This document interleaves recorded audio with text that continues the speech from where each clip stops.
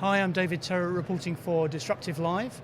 We're here at the London Tech Show within CloudExpo Europe, and I've got Simon from Chef with me, so if you could introduce yourself and what Chef is. Yeah, hi David, Simon Fisher. I'm the Technical Services Director from Chef here in EMEA. Chef's probably most well known for IT infrastructure automation or configuration management. We've been around for about 11, 12 years now. And we've grown up as a company in the DevOps world, so we're quite well known for helping people in their DevOps transformation journeys on the automation side of things.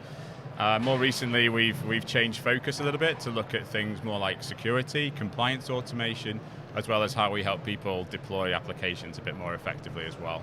Okay, so we're going to talk DevOps and all sorts, that's great. Indeed. Tell us a bit more about what changes customers have seen over this last year. In the last year, I think traditionally, as I said, we're most well known in Chef for infrastructure automation, so how to help in the provisioning of machines, and we do that quite well. We help people accelerate. I mentioned DevOps already. Yeah. I think more and more with automation, people have solved that problem. So people are quite mature when it comes to things like infrastructure as code, doing the DevOps automation thing. Yeah. And more they've seen that because they're going faster, that's really, really positive, but actually speed also introduces risk. So the faster you go, the less potential checks you can do before you release things to your live environment where your customers are facing them. So increased risk means increased exposure to things like security breaches, compliance breaches. So more and more people are starting to understand the security landscape and understand the risk and impact of data breach and if customer data is leaked. So they're taking notice of it. I'd say they haven't necessarily solved the problem because there are various challenges. Security is often a kind of a tower, an ivory tower on their own, doing their own thing, setting mandates. Is this why I keep hearing this DevSecOps term?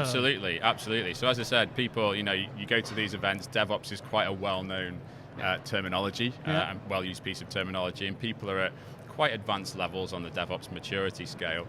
But more and more we talk to people who care about DevSecOps, and that, for me, that really means that, as I said, we've solved the DevOps problem to a large extent. Yeah. But now, because security is often seen as an ivory tower, organizations realize that they need to bring security into the fold.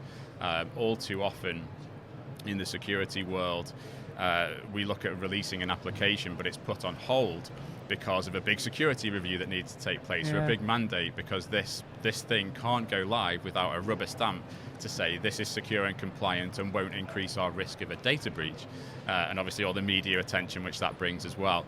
So people want to solve this DevSecOps problem, but security is seen as an ivory tower. So really what we need to do is foster the collaboration between dev, security, operations. So the frictions of the past, you're trying to get beyond that. Exactly, yeah. And the great thing about DevOps is part of it is automation, which we've solved. But a lot of it is around people and process and bringing people together. If we think about IT of a few years ago, there was a lot of siloing in place between dev and ops. They wouldn't talk to each other only when they really had to, and potentially when they spoke to each other, things went wrong because of a lack of collaboration. But we've solved that with people like infrastructure engineers sitting in development teams and a whole shared ownership of releasing applications and infrastructure. And it's that same mentality about security. It's about bringing security into that, such that when we're starting to develop applications and infrastructure, security are involved and they're informing our decisions when it comes to deploying things. Interestingly. So, in customers' journey to the cloud, are there any things that they get around? Is there any kind of oversight that they should be thinking about? Yeah, I think the cloud lets you create infrastructure and do things in a fast and seemingly quick and responsive way.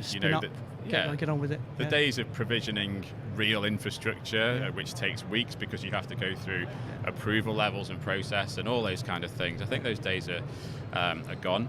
But in the place with the cloud and the ability to spin infrastructure up really, really quickly and really, really seemingly at zero cost to the person who's actually spinning it up comes risk, because what actually happens is when you spin things up in the cloud, you create machines, you create infrastructure.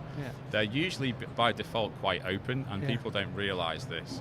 So two of the biggest areas we see are risk areas, and we could see Creating headlines for people are storage buckets and multi-factor authentication.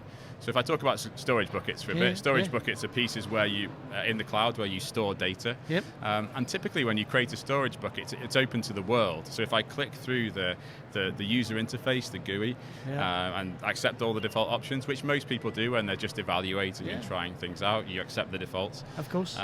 It's open to the world. So if I put any private data in there or customer-specific data in there, it's open to the world. Yeah. And of course, in the world we live in now, the people who are dangerous, the hackers and the people who want to compromise us, know what the attack vectors are. So it's a well-publicized attack vector. Yeah. And some high-profile data breaches have been as a result of unsecured storage buckets. Yeah. The second one is multi-factor authentication. So what I mean by this is we've often seen it with banking and things like that. When we log on to our mobile bank, we might have to be sent a text message to verify that it's us, as well as our password. Makes good sense. Because passwords are sometimes easily guessable, easily compromisable. There's phishing scams out there which capture passwords. So if you have two pieces of identification, such as a password and a device like your mobile phone, which identifies it as you, it lowers the risk that you're going to be compromised. We've seen a lot of instances where hackers, again, know that they can grab an exposed SSH key or something like that from GitHub. People often accidentally share private keys into GitHub. People download those keys and then they get instant access to your cloud account. And as soon as they do, they spin up massive infrastructure, and the biggest thing they do is Bitcoin mining.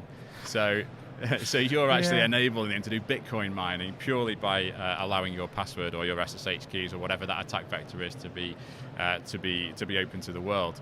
So by introducing multi-factor authentication, it really helps lock down that and means that only the right people can access the cloud infrastructure. Okay. And that's the type of conversations we have with customers. So now, as I say, we've moved away from infrastructure automation. We feel like that's a solved problem for us, and we're well known for that, and we've established that Chef can do that. But more and more, we've taken the good stuff from infrastructure automation and applied it to compliance automation. So now, rather than creating things insecure by default, you can run scans on your security, ideally in a continuous way, because people sometimes with security tend to scan once and get a rubber stamp, everything's green, and then go away and forget about it. But you should be scanning things on a continuous basis. So you can scan and make sure that all of your user access has multi-factor authentication enabled.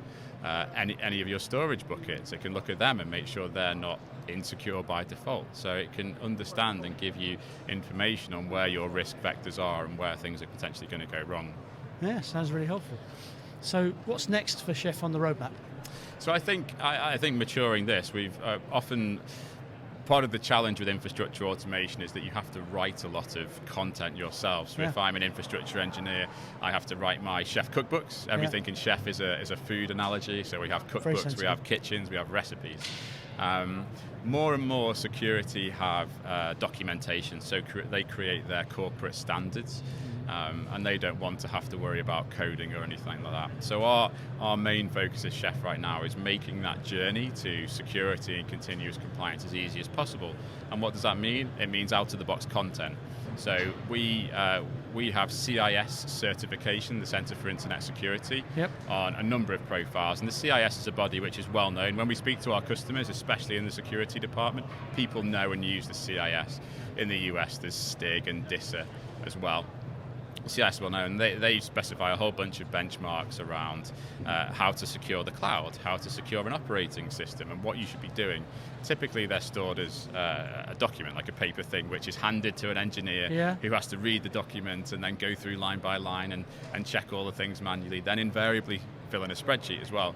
So we want to take that documentation and make it a profile. We call them profiles. So it's just an integral part of the product. Yeah, a profile, which is essentially your executable documentation. Yeah. So as a human, you can read it and you can understand what it's doing.